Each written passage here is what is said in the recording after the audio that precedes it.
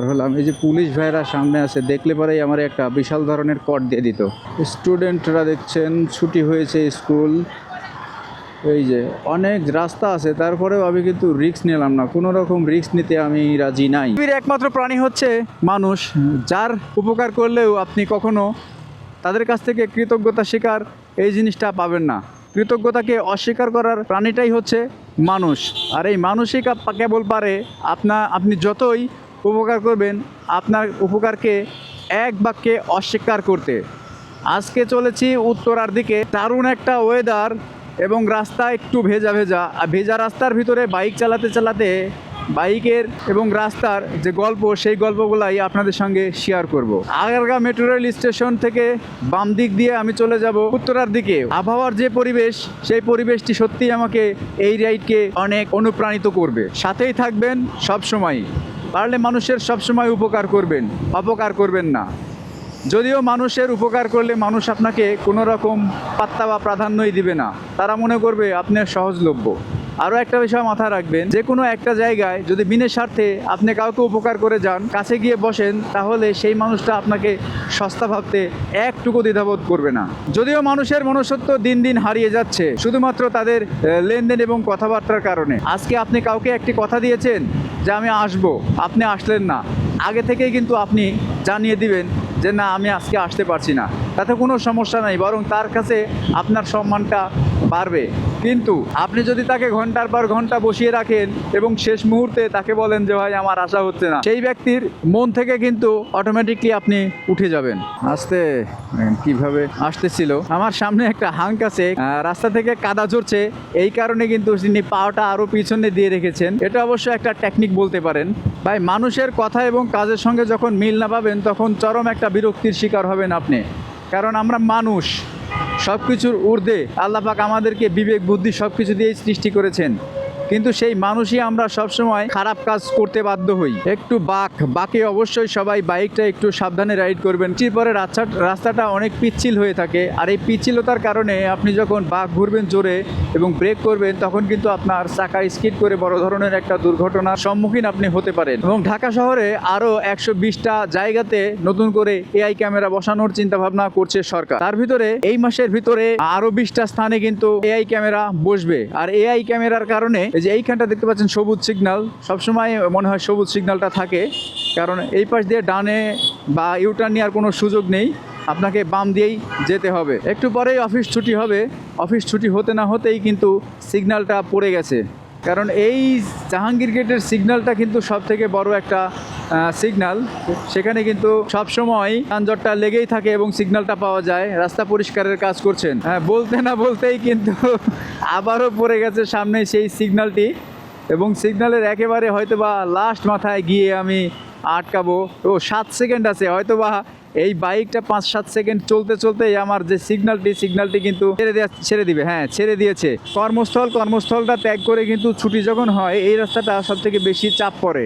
সবসময় দেখবেন যে সরকারি গাড়িগুলোতে হলুদ রঙের, মানে অ্যাম্বাসি যে সকল গাড়ি আছে সে সকল গাড়িতে হলুদ রঙের নাম্বার প্লেট থাকে এবং তার উপরে কালো লেখা থাকবে। পরিবেশটা অনেক ভালো লাগছে, ঠান্ডা হিমেল হাওয়া আমার গায়ে লাগছে, এই কারণে জার্নিও কিন্তু আজকে অনেক প্রাণবন্ত মনে হচ্ছে। সেই সঙ্গে তারাই বলতে পারেন এক প্রকার সিগন্যাল ছাড়াই আমি চলে আসলাম মহাখালী ফ্লাইওভার পর্যন্ত।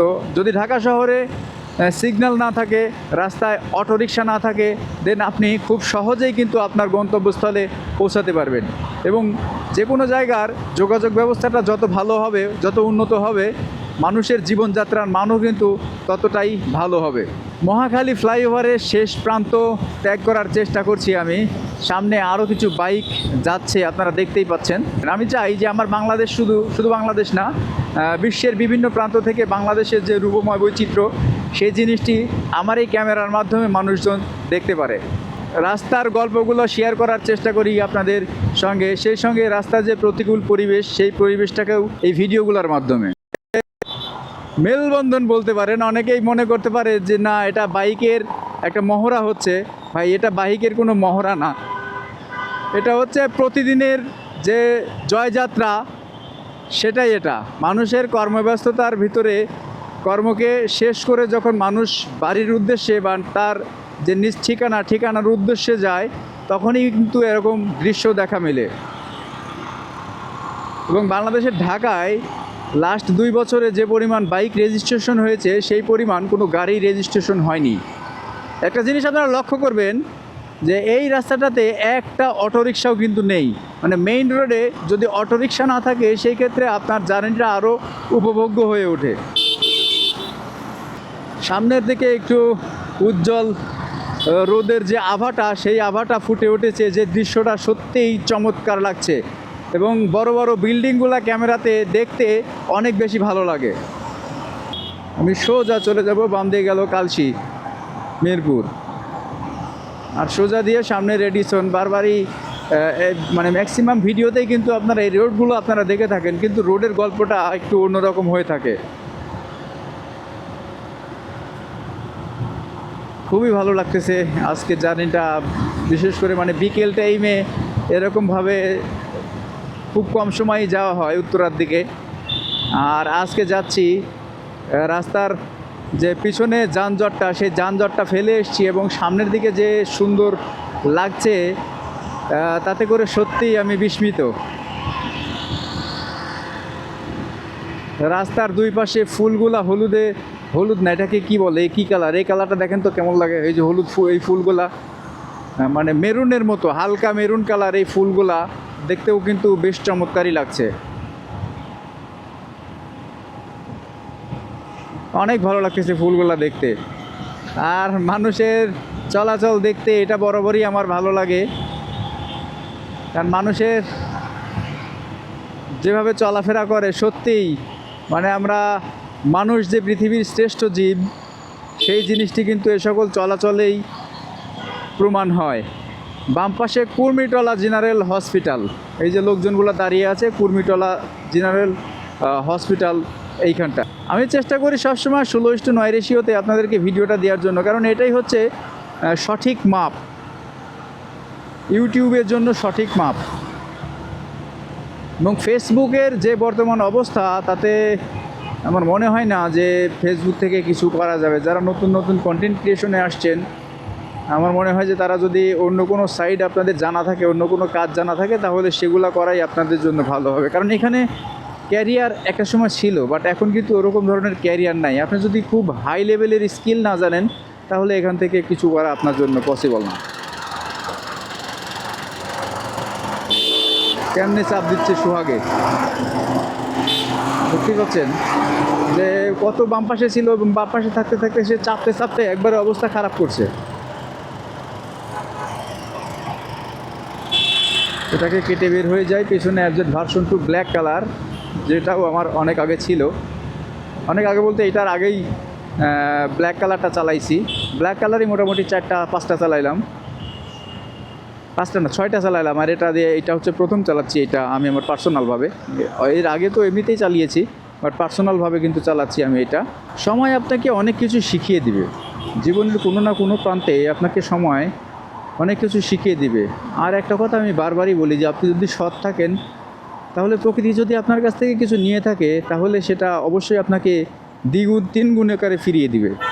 ঘোরার চাপটাও থাকে এবং সেইখানটায় আমি যে ফ্লাইওভার আছে, ফ্লাইওভার দিয়ে যাওয়ারই চেষ্টা করব। কারণ নিচ দিয়ে গেলে অনেক সময় দেখা যায় যে যাত্রী পরিবহন যেগুলো আছে, সেই পরিবহনগুলা যাত্রী নেওয়ার জন্যে বাসগুলা এমনভাবে রাখে যেখানে যানজটের অনেক যানজটের সৃষ্টি হয়। ও সুন্দর লাগতেছে, একবারে অসাম। আজকের আকাশটাও কিন্তু অনেক বেশি ভালো লাগতেছে, যদিও যে আকাশের উপরে গুড়ি গুড়ি মেঘের স্তূপ যেগুলো থাকে, সেই স্তূপগুলো দেখা যাচ্ছে না। আকাশের উপরে খেয়াল করলে দেখতে পাবেন এই সাইডে একটু হালকা যে রৌদ্রের যে আভাটা, সেই আভাটা পাওয়া যাচ্ছে। এবং এইখানটা দেখেন একেবারে কতটা ফ্রি রাস্তা হলে কিন্তু অরিজিনালি চলাচল করতে অনেক বেশি ভালো লাগে। বিশেষ করে বাইকাররা যারা আছেন, তারা কিন্তু বাইক নিয়ে যাওয়ার একটাই উদ্দেশ্য যে অল্প সময়ে নিজের গন্তব্যস্থলে পৌঁছানো। কিন্তু এই গন্তব্যস্থলগুলোকে অনেকটা সময় আমরা যানজটের কারণে অনেক বেশি পিছিয়ে যাই, যাতে করে বিরক্ত লাগে। আর যখন রৌদ্র উজ্জ্বল পরিবেশ হয়, যখন প্রচণ্ড রোদ থাকে, তখন কিন্তু বাইক রাইডিং করাটা অনেকটা বেশি সমস্যার সম্মুখীন হয়। এতে করে যেমন হেলমেট আপনার মাথায় থাকবে, হেলমেট মাথায় থাকলে প্রচণ্ড যে রোদ থাকবে, সেই রোদে আপনার মাথাটা ঘেমে যাবে হেলমেটের কারণে। এই কারণে কিন্তু একটা অস্বস্তির সৃষ্টি হয়। আর যদি আবহাওয়াটা অনুকূলে থাকে, যে সেরকম মেঘও না, তারপরে রৌদ্র না, এরকম পরিবেশে সবথেকে বাইকারদের বেশি আনন্দ দেয়। পাশে যে বিল্ডিংগুলো আছে এবং বিল্ডিংয়ে যে এলইডি দিয়ে বানানো, এই জিনিসগুলো কিন্তু রাত্রে অনেক বেশি আলো দেয়, অনেকটা বেশি আলো দেয় এই সাইডে, যার কারণে এই পাশে মানে এইটুকুতে আপনার কোনো লাইটের প্রয়োজন হবে না, ওই লাইটেই কাজ হয়ে যাবে। এবং তারও সামনে দিয়ে আমি চলে যাব যে ফ্লাইওভারটা আছে আবদুল্লাপুরের যে ফ্লাইওভার, সেই ফ্লাইওভারের ডান পাশ দিয়ে আমি চলে যাব খালিদ বাইক হাউসে।